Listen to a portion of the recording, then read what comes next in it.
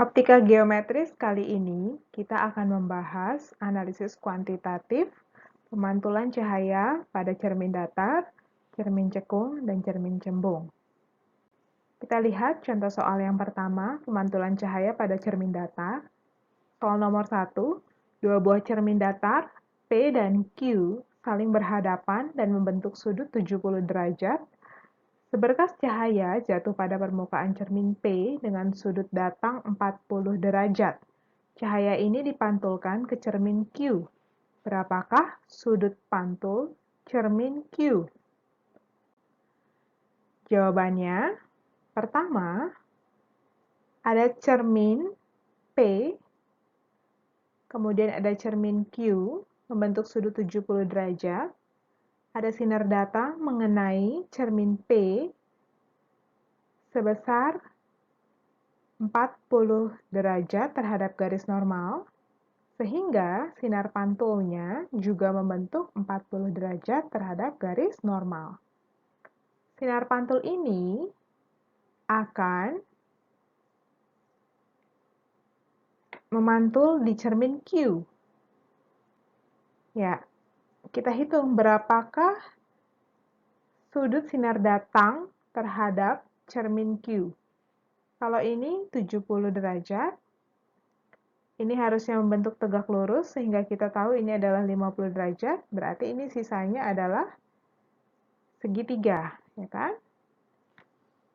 Segitiga berarti sudutnya 180 derajat dikurangin 50 derajat dan 70 derajat, berarti sebesar 60 derajat. Kalau ini 60 derajat, ini juga kan membentuk siku-siku, sehingga nilainya 30 derajat. Oleh karena itu, nilai sudut pantul sinar tersebut terhadap cermin Q sebesar 30 derajat. Ya, jadi untuk mengerjakan soal-soal seperti ini, kita analisis satu persatu sudut-sudut dari sinar tersebut.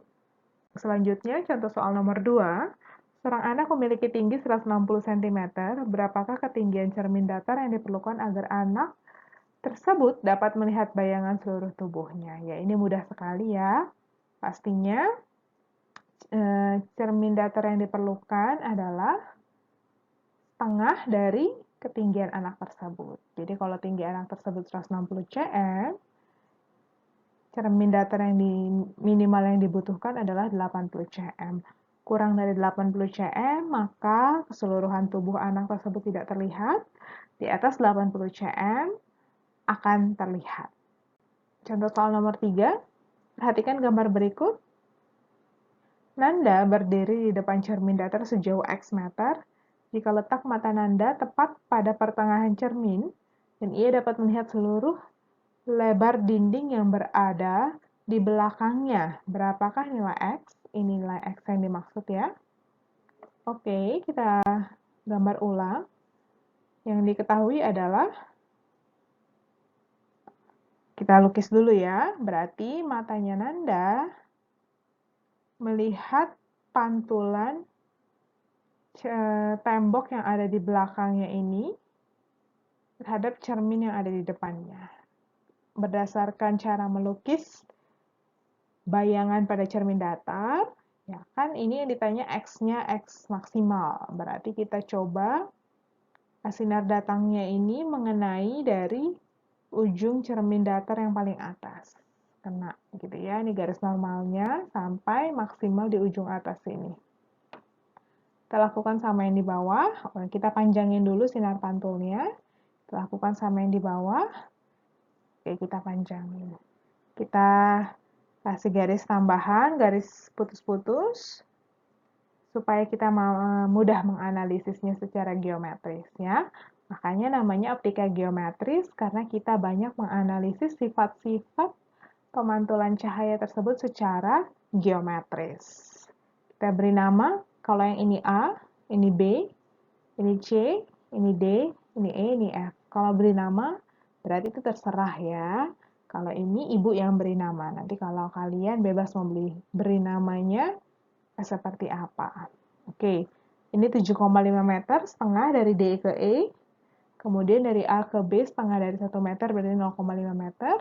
B ke O itu kan X meter, berarti B ke C juga sama X meter. Nah, kita lihat ya, yang ditanyakan X. Kita cari perbandingan yang diketahui yang paling banyak. Oke, Ibu pakai tan.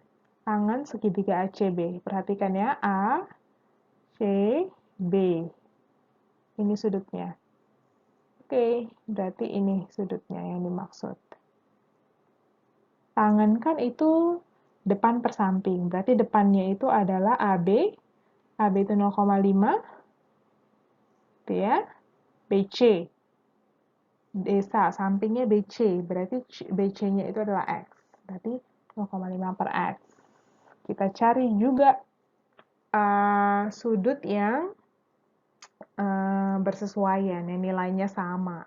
Oke, kita cari. Jadi tangan D, di sini D, sini, terus C juga sini, E di sini. Oke, dia sudutnya sama ya, sama-sama di sini. Sekarang kita cari perbandingannya, berarti desa, D-nya adalah DE, dari sini ke sini 7,5, dan sampingnya berarti dari C sampai E. Oke, berarti X tambah dari sini ke sini 21 meter. X tambah 21, gitu ya. Oke, berarti kita samakan tangan ACB sama dengan tangan DCE. ACB 0,5 per X, DCE 7,5 per X plus 21 kali silang 0,5X plus 10,5 sama dengan 7,5X. 10,5 sama dengan 7X, berarti X sama dengan 10,5 bagi 7, 1,5 meter. Berarti X maksimalnya bernilai 1,5 meter. Gitu ya. Lebih dari 1,5 meter, gedung tersebut tidak kelihatan seluruhnya. Kalau dia makin mendekat dengan cermin, makin kelihatan seluruhnya. Seperti itu. Oke, sekarang kita contoh soal keempat, masuk ke pemantulan cahaya pada cermin cekung. Cermin cekung berjari-jari 10 cm, benda yang tingginya 2 cm diletakkan 15 cm di depan cermin. Tentukan jarak bayangan yang terbentuk dan perbesaran bayangan. Mudah sekali ya. Ini hanya menganalisis saja yang diketahuinya. Fokusnya 10 cm, H-nya 2 cm, S-nya 15 cm, S aksen dan perbesaran. Ya, masukkan persamaan cermin. 1/F sama dengan per X aksen dan plus per S per 10, per S-nya berarti 1/15, per S aksen.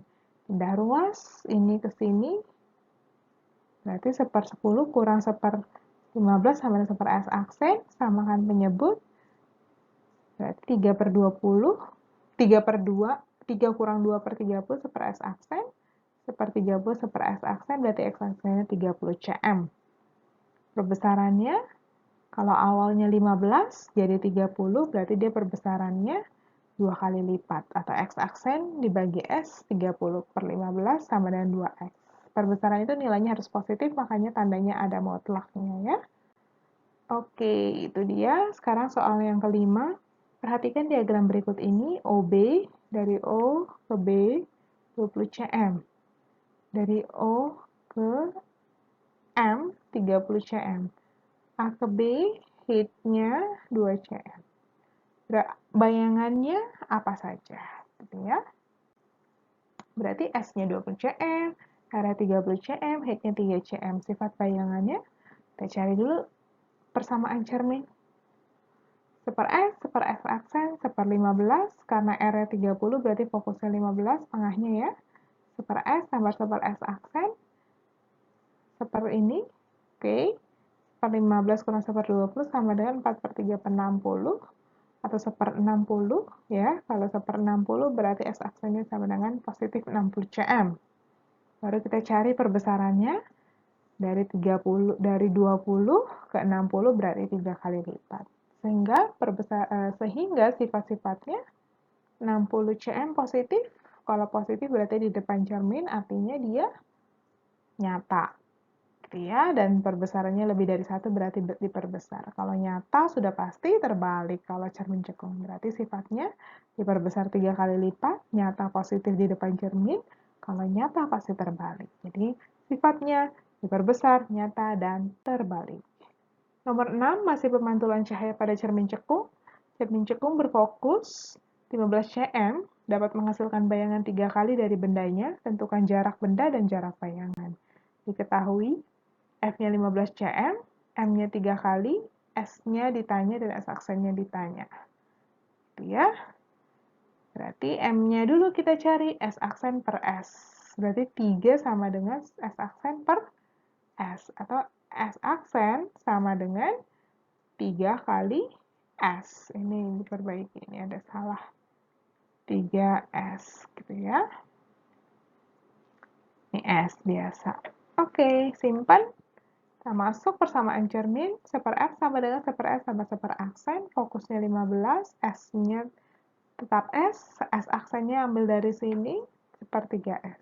1/15 sama dengan, sama akan penyebut 3S, 3S dibagi S sama dengan 3, 3S dibagi 3S sama dengan 1, berarti 4/3S.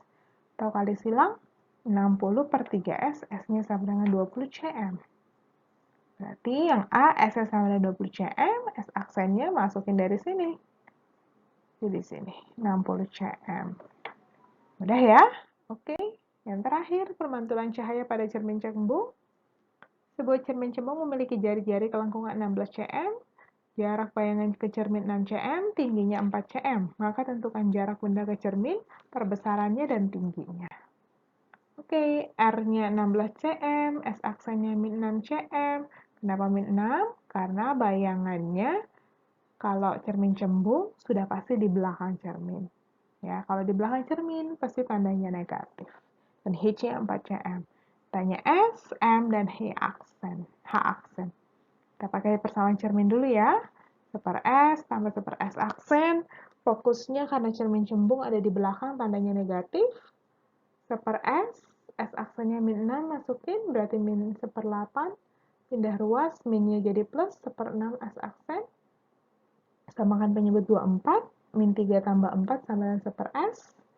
Berarti 1/24 sama dengan 1/S. S sama dengan 24 cm. Perbesarannya dari 6 ke 24 ya. Oh, kebalik, dari 24 ke 6. Berarti turun 1/4 kali. Ingat, tandanya nggak boleh negatif karena perbesaran nilai mutlak ya. Oke, berapa H aksen? H aksennya kalau H awalnya 4, perbesarannya 1/4, ya gampang. Berarti H aksen per H, 1 kali lipat. Kok 1 kali? Salah ini. 1 cm. Nah, berarti hanya 1 cm karena dia turun makin pendek ya.